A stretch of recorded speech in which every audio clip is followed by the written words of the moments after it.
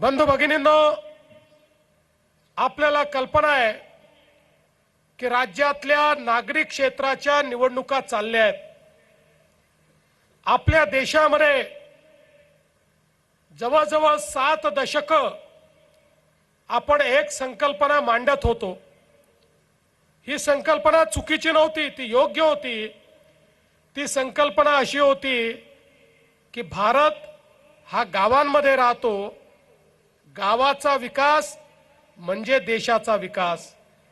पण त्याच वेळी 7 दशक आपल्या राज्यकर्त्यांना या गोष्टीचा विसर पडला की भारत जसा गावात राहतो तसा भारत शहरांमध्येही राहतो। अन्न वस्त्र निवारा, शिक्षण, आरोग्य, रोजगार याकरता गावातनं लोक शहरात येतात। शहरात येणाऱ्या गरिबांना, मध्यमवर्गीयांना सुखसोयी देणं, त्यांच्या जीवनाला सुकर करण्याकरता व्यवस्था करणं ही देखील शासनाची जबाबदारी आहे। हे जवळपास 70 वर्ष आपण विसरलो आणि त्याचा परिणाम काय झाला?